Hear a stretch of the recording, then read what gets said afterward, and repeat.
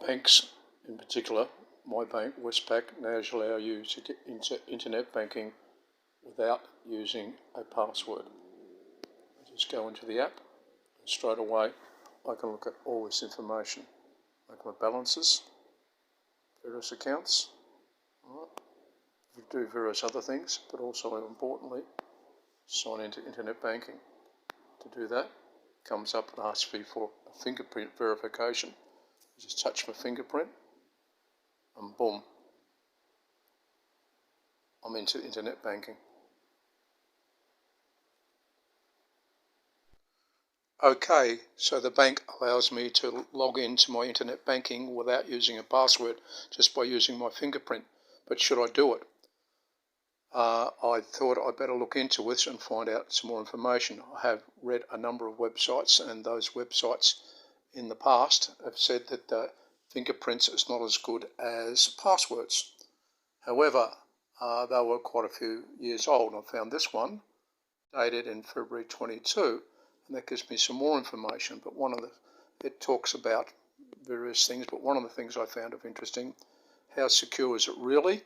It talks about Google has based their biometric verification on a particular code and addresses the password problems. So it says it's pretty secure, but like any collection of data, there's security concerns, and I'll come back to that in a minute.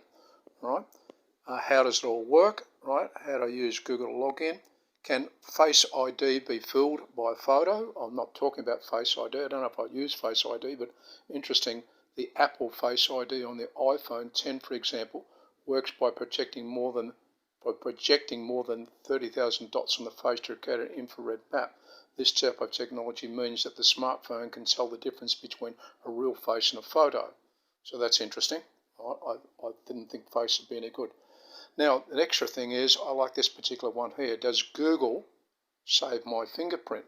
No, your fingerprint never leaves your device. It is not shared with Google and any apps on your device. When you sign in using your fingerprint, your smartphone's unlock system authenticates you on the device and simply communicates the authentication to Google. This method makes it more secure than passwords, as the verification information remains solely on your phone. Now that's interesting, because there's another part of this about some of the vulnerabilities I'm going to talk about in a minute. But if the verification remains on your phone and it doesn't get to anybody else, therefore you wouldn't think that your fingerprint can be compromised. But anyway, going back here, some of the problems that they talk about in terms of data security, right? There are three particular items here. First of all, complacency. It says some people may not use some of the common sense security measures we use today because they think biometrics solves all their problems. They're probably the same people that use password or 1, 2, 3, 4, 5, 6. So obviously there's a bit of common sense that's got to go around it. One of the common sense things which seemed to me to be that you don't just leave your phone hanging around anywhere, and you don't leave your phone unlocked. Right? You put some sort of other locking system on your phone, but that locking may be by your fingerprint. I do that with my phone. I use my fingerprint to lock my phone. Vulnerabilities. You can change your password. I find this one amusing. You can change your password, but you can't change your fingerprint. If the data becomes compromised, this can be concerning. Okay, concerning, right? Well, how does your fingerprint become if the data becomes compromised? So it said before that the data is only stored on your phone. So if the data can be compromised if somebody gets your phone, therefore your fingerprint is on your phone. But if they've got your phone, they haven't got your fingerprint. Unless they've got the phone and you, that's the case. However, it does say, this next one, duplications. Criminals can take high-resolution photos of you. I talked about the problem with photos wouldn't work on an iPhone before. Or copy your fingerprints from a glass in a cafe.